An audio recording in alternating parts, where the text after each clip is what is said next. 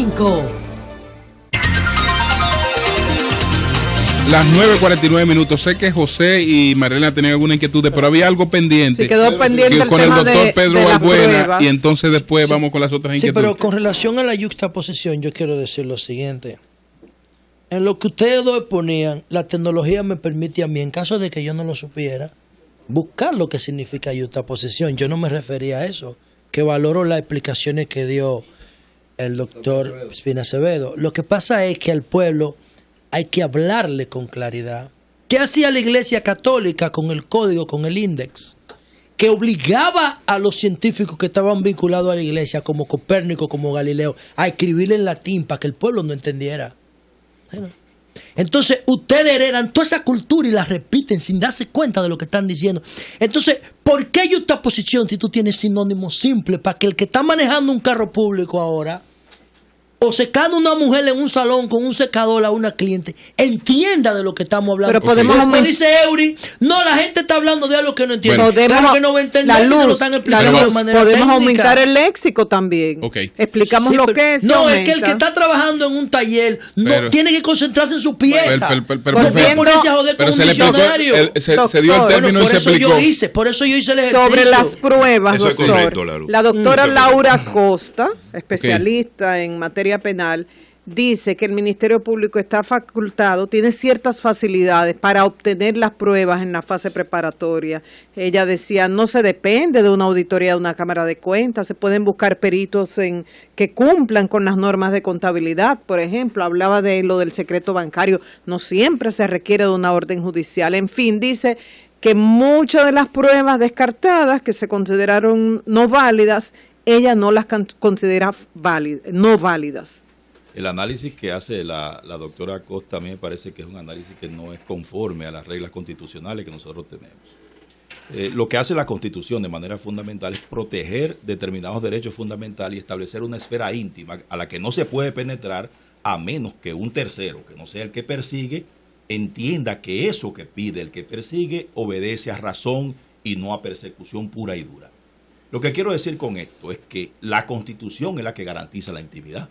Y la Constitución es que garantiza que, por ejemplo, el secreto bancario solamente pueda romperse cuando interviene una orden judicial, y orden judicial hay que entenderla como una que proviene de una persona que no es fiscal, de un juez, que es el que está colocado en el medio del que persigue y el que está perseguido para determinar que esa persecución no sea arbitraria.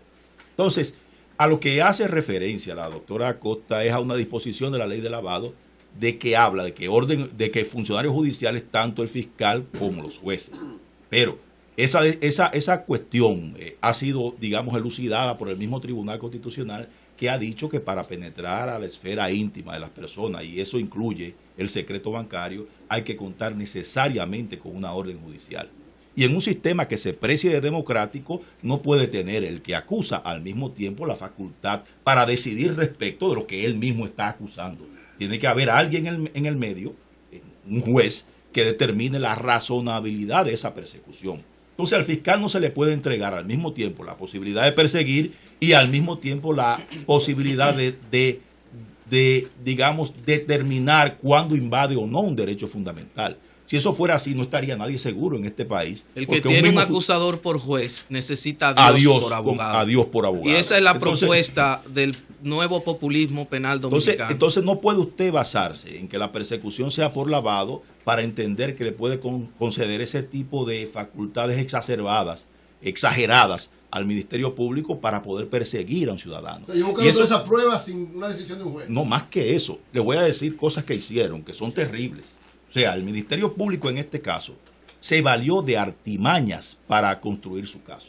Se valió de engaño para construir su caso. Les voy a mencionar dos ejemplos que están ahí contenidos en la decisión. En la decisión lo dice. En la que nadie quiere leer. Exacto. Se fueron a Santiago, donde un fiscal, para que solicitara intervenir unas cuentas de uno de los imputados, a sabiendas de que la persecución era contra Félix Bautista, porque eso le garantizaba conseguirla más fácil ante un tribunal de primera instancia sin tener que recurrir al mecanismo de solicitárselo a quien era de verdad competente para hacerlo. Lo hicieron utilizando el nombre de uno de los demás y no el nombre del imputado principal, y eso es engaño. Y el fiscal que se vale de eso no puede pretender aprovecharse, porque lo que justifica la persecución penal del fiscal es su superioridad ética. O sea, el fiscal puede perseguir a un criminal porque éticamente, en nombre del Estado, le puede reprochar ese comportamiento torcido. Un fiscal que se comporte de manera contraria a la legislación no puede pretender aprovecharse de la información que puede conseguir por esos medios. Otro ejemplo, en Santo Domingo, se solicitó una orden para intervenir las cuentas de Félix Bautista aquí. Sin embargo, el procurador, en una instancia firmada por el Procurador General de la República, se cambia el nombre de Félix Bautista para que no se conozca que es él. Y en base a eso se obtiene una orden de un tribunal de primera instancia a sabiendas de que Félix Bautista tiene fuero jurisdiccional. Entonces, en esas condiciones, ¿cómo puede pretender el Procurador General de la República, cómo puede pretender el Ministerio Público aprovecharse de la información que consiguió así? Si nosotros permitiéramos que en un sistema como el que tenemos, que se precia de ser democrático, el fiscal pueda actuar en base a esas artes, entonces ya nadie estará seguro. Todos estaremos, digamos, sometidos al arbitrio de lo que pueda pretender el procurador fiscal o el fiscal de turno en un caso. Bueno, vamos a escuchar al doctor Ramón Núñez, Ramón Núñez, que el doctor Ramón Núñez, hay que recordar, fue uno de los redactores del nuevo Código Procesal Penal. Cualquiera diría que era aliado de Domínguez Brito en ese momento. Cualquiera diría que el que hizo la ley hizo la trampa, ¿no? Porque mira, Domínguez Brito, compañero de graduación de Pedro Balbuena. Sí. No, yo creo que todos nosotros tenemos una relación personal muy afable con el licenciado Francisco Domínguez Brito, quien ahora ocupa la función de Procurador General de la República y como tal está sujeto a la Constitución y a la ley. Yo quiero... Una pregunta, ¿ustedes redactaron ese código o lo copiaron? No, es que decir que se redacta, mira, en derecho lo que no es tradición es plagio. Cada letra, cada texto... Lo que no es tradición es plagio. Mira, cada texto es es fruto de la evolución. O sea, todos los caminos nos reconducen a Roma. Eso es mentira. Podemos abrirnos a la innovación y yo te venía escuchando y estoy de acuerdo contigo. Cuando hablábamos de reformar el código anterior de instrucción criminal, precisamente decíamos que las leyes no están escritas en piedra, en mármol para la eternidad. El Código Procesal Penal, que apenas tiene 10 años, en implementación. 11 años cumple ahora en septiembre. Sí, ese código... por supuesto que puede ser adaptado, modificado, y eso no hay ningún problema. Pero yo quiero volver al punto. Quiero decir algo nada más a la audiencia, a ustedes. Todas las leyes que promueven la transparencia en República Dominicana fueron impuestas por los gringos del 90 para acá.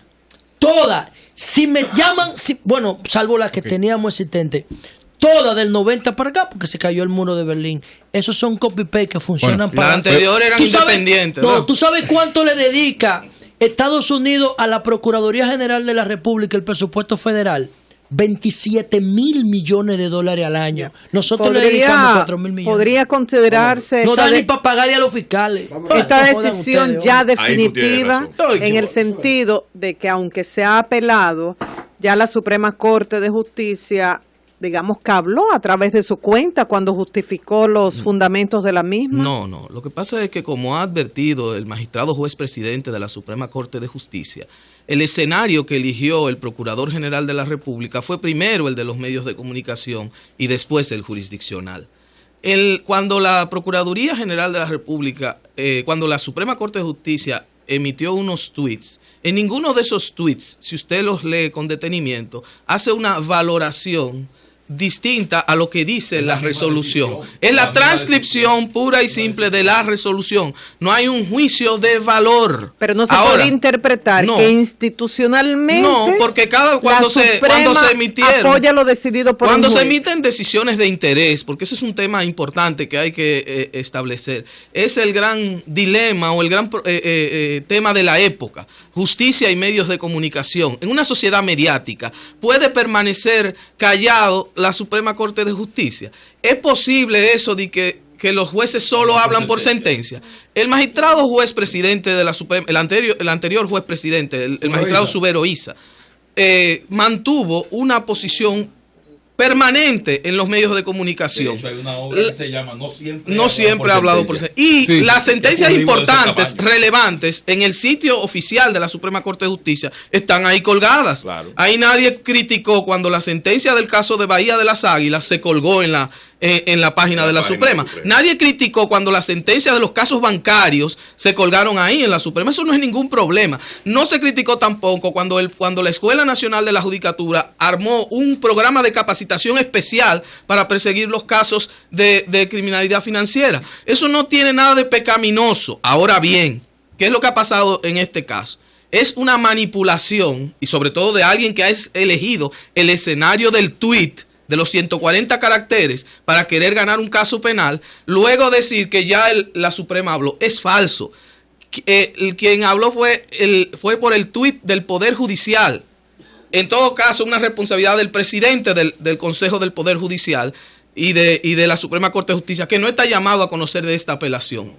No es el presidente. Hay una sala penal de la Suprema Corte de Justicia. Pero esa sala penal no ha avanzado ninguna opinión sobre nada. Exacto. Entonces, decir que esa es la razón, yo hubiera preferido escuchar argumentos.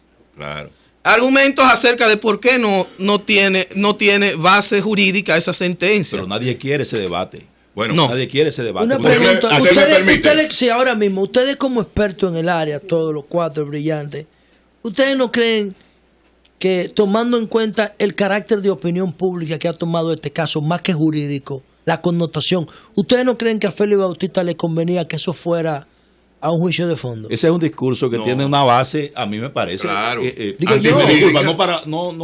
sé, es una pregunta. Sí, está bien. Me parece ridículo porque el proceso puede admitirse si no tuviera un trasfondo que todos tratan de ocultar. ¿Cuál trasfondo? Porque Félix Bautista es un pararrayos. Félix Bautista no es el objetivo en los procedimientos. El objetivo en los procedimientos todo el mundo lo sabe. ¿Y cuál es el objetivo, doctor? El objetivo es un posible candidato presidencial de este país, Leonel Fernández. Entonces, por eso, si se ratifica, si tiene tantos errores el expediente acusatorio, esos errores que se vieron ahora con el auto de Mocoso Segarra, se van a reproducir en el fondo. Pero ¿para qué ir al fondo si no hay elementos para llegar allá? Para legitimar esta instancia. Ganado veces. No, pero es que el tema es que la justicia se legitima por etapas. Vamos por parte. Se piensa, y en eso me va a perdonar el colega, que entre el código antiguo y el código nuevo hay diferencias abismales, y no es verdad. Y no es verdad. Lo que se llama audiencia preliminar no es más que la instrucción preparatoria, pero que ahora, en vez de hacerse como se hacía en secreto en el antiguo sistema, ahora se hace público y oral. Antes era secreto y escrito, ahora es público y oral, pero es la misma instrucción. Lo que decide el juez, en este caso, Moscoso Segarra, es si hay méritos suficientes para juzgar a fulano de tal, lo que hacía el antiguo juez de instrucción, la misma cosa. Eso es correcto. Sí. Entonces, cuando uno escucha, hay un elemento, escúchame, Marilena, hay un elemento que se cita como una cuestión elemental y muchos entienden que solamente por eso puede haber condena. Si fulano de tal, y en este caso se alude a Félix Bautista, hace una declaración de bienes en un momento determinado que tiene... ¿Cuánto era? Que decía 540,000 pesos y que si después muestra otros recursos o recursos desproporcionados, que si eso no es un elemento suficiente para que un juez entienda que hay razones para exactamente ponerle reja al país. Eso no es posible, porque los jueces deben actuar por pruebas, no por presunciones. Okay.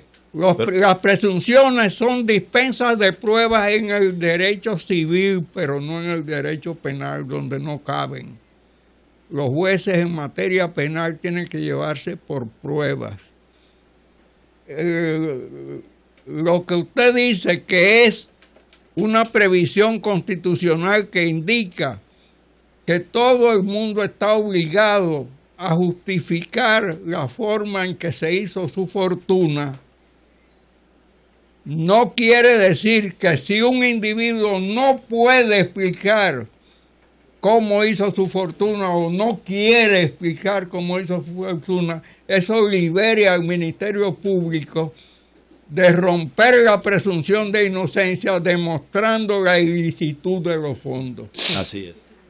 Sí. Doctor, usted quería aprovechar y luego yo quería plantear algo. Esa pregunta es muy importante, porque hay algo que yo no quisiera dejar en el ambiente, y es la idea de que este caso se ganó por un simple tecnicismo. Eso es lo que dicen. No, esto no es un simple tecnicismo. Las garantías son límites para evitar la arbitrariedad en el ejercicio del poder. Pero en este caso, examinado al fondo, tampoco pasa la prueba. Y también es injusto decir que el senador Bautista no se explicó, incluso contrario a la recomendación de sus abogados. 4 horas. Él hizo una exposición de defensa, lo que se llama defensa material, donde dio una explicación de todas y cada una de las hipótesis planteadas por el Ministerio Público. En esa acusación, los remito a los videos, esa respuesta es una respuesta material. Digo, contrario a la voluntad de sus abogados, pues nosotros como abogados somos más prácticos y decimos, como decía Pedro, pero si es evidente el atropello, el abuso de los derechos, ¿para qué vamos a llegar a un punto adicional? Pero no conforme con eso y consciente, pienso yo, de la responsabilidad pública que como funcionario público tiene el senador Bautista, él dio su explicación. O sea que no fue tampoco, esa audiencia no duró como debería durar, un par de horas. Duró varios días y fue precisamente porque se dieron esas explicaciones. Entonces ese es un punto. Ahora, cuando vamos al fondo, el problema es muy sencillo. Es que de lo que acusan a Félix Bautista y al resto de los imputados es de que, vamos a ponerlo en palabras llanas, de que ellos extrajeron de un almacén un ciento de plátanos, vamos a llamar plátanos. Entonces, resulta que el Ministerio Público quiere probar que esos plátanos, él lo tiene en sus manos, y para eso muestra unas manzanas. Y unas manzanas que no son de ese almacén, sino de otro almacén. ¿Qué es lo que dice? ¿A qué me refiero? Cualquiera pensaría que la intromisión en el secreto bancario y todo eso es porque con esa intromisión el Ministerio Público tuvo algún hallazgo penalmente relevante. Pues resulta que no, porque su tesis es que los fondos vinieron del erario, o sea, de las arcas públicas. Y lo que ellos acreditan es que, en el caso que tiene que ver directamente con Félix Bautista, que es su único socio, es quien fue mi representado, José Elías Hernández García, los fondos en las compañías provienen directamente de unos contratos en Haití, que vinieron a través de un banco en Nueva York, y vinieron a un banco dominicano. Entonces esa transferencia, a pesar de tener el contrato, que no fue grado a grado en Haití tampoco, que fue un contrato por concurso público, entonces la Procuraduría pretende que creamos que ese dinero es el ejemplo de que se robó el dinero público. Digo robó para usar términos obviamente llanos. Entonces ese es el problema, es que no prueban, no conduce a... Por eso es que yo digo que hay de fondo para que se ratifique. No, pero que ya lo hizo. Su inocencia. Podríamos pasar horas hablando de los argumentos jurídicos de ustedes. Recuerdo perfectamente cómo comenzó el doctor Pina, calificando de honesta, valiente, acertada la decisión del juez. Entonces, hay otros abogados igual de respetados y calificados como ustedes que tienen otra opinión. Sí. Uno como periodista dice, bueno, diferentes interpretaciones. Correcto. Entonces, me gustaría ahora escuchar la opinión de ustedes, si lo permiten, sobre dos derivaciones que han tenido los fallos de ese Viernes de Dolores. Tanto el que favorece al senador Félix Bautista como el que favorece al alcalde Félix Rodríguez. ¿Cuáles han sido esas dos derivaciones? Por un lado, una percepción de que no hay confianza en el sistema judicial. de que hay crisis en el sistema judicial, una posición externada por el CONEP, por ANGE, por Finjus, por la Iglesia, y por otro lado, un movimiento de algunos grupos de la sociedad civil reclamando impunidad cero. Entonces, la opinión de ustedes, luego de esos dos fallos, estas dos derivaciones. Fíjate, María Elena, nosotros como juristas hemos dicho en muchas ocasiones que una de las cosas más graves que tiene la justicia es cuando un funcionario público en el ejercicio de sus funciones entra en el engaño o participa de un crimen que se llama coalición de funcionarios. En el caso específico de los ministerios públicos, en este país nadie quiere ir a un departamento policial porque cuando usted va al departamento policial se encuentra con el policía que le robó al doblar de su casa y entonces usted va a poner a la denuncia a donde le robó. Pero en el caso del Ministerio Público es peor. Usted no puede ir, por ejemplo, a la provincia donde usted encontró una serie de ministerios públicos robando droga, vendiendo droga. Entonces tenemos un Ministerio Público que lo acusa de robo. De robo como si ese señor hubiera sido un simple ciudadano. Era un crimen de coalición de funcionarios en combinación con los policías. Y eso no fue salvado todavía ni siquiera en la acusación por la ineptitud del Procurador General de la República. Pero tuvimos también a un Ministerio Público poniéndole una pistola a un ciudadano en San José de Ocoa. Y él mismo se grabó y quedó descubierto por él mismo, por su ineptitud. Una trampa que le puso. Entonces, bajo ese criterio, nosotros tenemos ahora mismo un entrampamiento que no proviene de esta decisión, que proviene de una manifestación consuetudinaria. Y no quiero recordar otros nombres para no herir susceptibilidades. Pero el Ministerio Público ha estado lleno de eso. Y eso es lo que nos crea más inseguridad por su insensatez y sobre todo porque son proclives a usar los medios de comunicación y no los recursos que la ley le otorga para dirimir los conceptos dentro del tribunal. Esto ha sido un buen ejercicio. Yo espero que ahora invitemos a la otra parte. ¿Verdad, Mariela? Claro. Tú tienes que encargarte de eso. No, yo no, el equipo, el programa como tal, institucionalmente. Ahora, yo no quiero dejar ir al doctor. La directora de persecución de la corrupción está invitada para la semana que viene. Ah, bueno. No, pero ella no participó en este expediente. Pero claro. Ella fue entendió el caso. No, pero en esta parte no. En esta parte hay que invitar a los que subieron estrado. Laura, ella subió. Laura, ella la que lo lleva. Ella es muy Pero yo quiero aprovechar la presencia del doctor César Pina Acevedo, que fue... Pina. Ahí mezcló a dos individuos. Pina Toribio. Él es de mi partido y yo lo tengo en la cabeza. No digo suyo. Mire, usted fue comisionado de boxeo. Sí, señor. No, soy miembro miembro del comité ejecutivo de la Organización Mundial de Boxeo de por vida, por haberla presidido dos veces.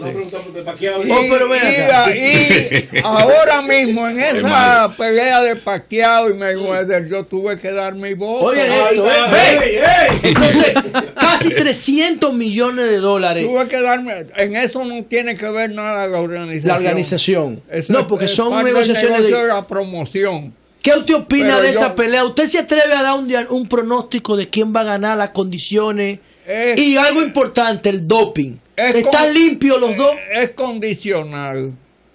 Es condicional mi opinión. Si pelea como peleó con Maidana, Mayweather pierde. Oye, esto. Un especialista está hablando. Yo no he fallado nunca en un vaticinio. Grábame esto, Mauri. Si pelea como peleó con Maidana, el anterior, argentino. ¿No? Pero las dos veces, ¿la primera o la segunda? La segunda vez. Ok. Y entonces, ¿qué usted cree del dopaje? ¿Están limpios los dos? Están limpios los dos. ¿Están limpios los dos? Bueno, señores, muchas gracias por este panel. A Ramón Pina Acevedo, qué buena oportunidad.